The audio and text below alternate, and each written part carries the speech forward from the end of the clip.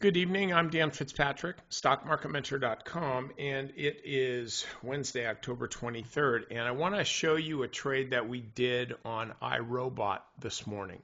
Okay, company reported obviously earnings that were disappointing. Stock gap down almost 20% as it turned out.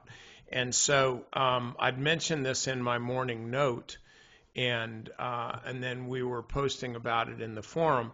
You know, you see how fast this stock rallied after the open. I mean, it opened up and hit 44 bucks as the low.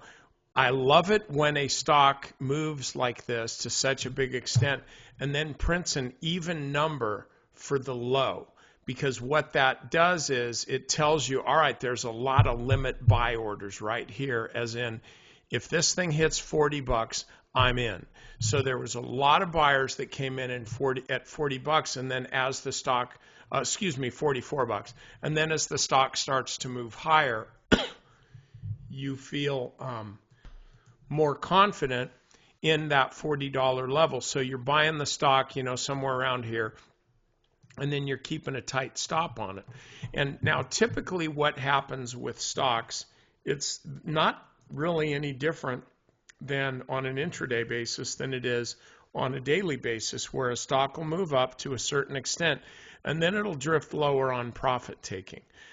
You know, the question is it going to completely reverse like that, or is it just going to do as iRobot did, just kind of gently come back, retrace a part of the move, find some new support, and then the question is, will it go higher, or will it just kind of drift around here? So, you know, obviously you can see what iRobot did. But here's the thing that you got to understand. You don't know what it's going to do in advance. I mean, I can draw all these goofy little lines and make myself feel better, but I don't know whether the stock's going to do this. But what I am telling you is this is the typical reaction: a move up, a little pullback, and then a move here. So you've got to really expect this part of the move. And the reason I'm saying that is because if you're looking at a stock first thing in the morning and you see it run up, and let's say you're kind of new to trading and you're not buying the stock, at some point you have to understand that the stock is just about, we'll do it this way. You got to understand that the stock's just about ripe for a pullback. We don't know whether it's going to be here, but you know that's the case. You're kind of late, you know, buying it here at 44. That's great, but the stock's up 7% from the open. And so trading volume really good, higher number here, which we like. And then, but like if you're buying now, you're not thinking about the typical move that a stock makes, which is, again, on a big slam play like this, it'll typically move up, but then at some point it's gonna roll over a bit.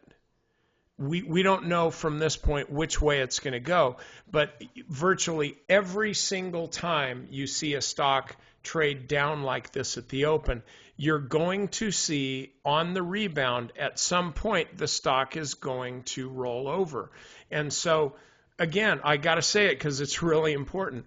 We don't know what's going to happen here, whether the stock's going to move up or whether it's going to move down. But we darn sure know that this is going to happen. So the further up a stock climbs, the closer you get to the sideways drift, which means the bigger the risk is that you're actually buying high. It's an estimate, okay? And then finally, so the stock does this, but imagine, you know, you're buying at 48 bucks, 49 bucks. Now, ultimately, you're okay on the trade, but you didn't get to make the big money because you bought late. And in fact, what you've been doing is having to hold this stinking stock all day, you know, pulled back 5%. You bought it too high, but you're not stopped out. The stock's not really giving you much of a reason to get out. And then finally, you know, ultimately, it closes up near the high of the day.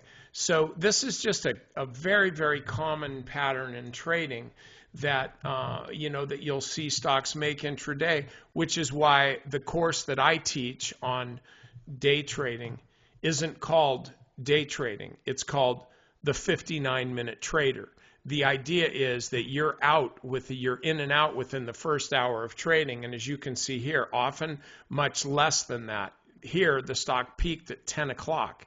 And then for the rest of the day, it drifted sideways. So I traded this and I had a pretty good trade on it, but I didn't hold it all the way up to the top. And my stated reason in the forum was, guys, I'm selling this stock now because I have better things to do. I just got back from a week out of town, got a lot of other work to do on trading, and I just don't feel like babysitting the stock. So I took my few points and left, and that's the way it goes. And I feel real good about the trade.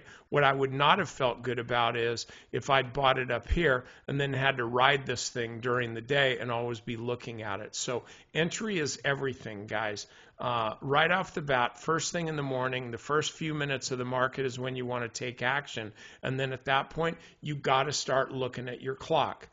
You got to start looking at the clock. The play clock's running. At some point in the next hour, you've got to be looking to sell the stock before you get this kind of move. So anyway, hope that helps, and I'll see you guys next time.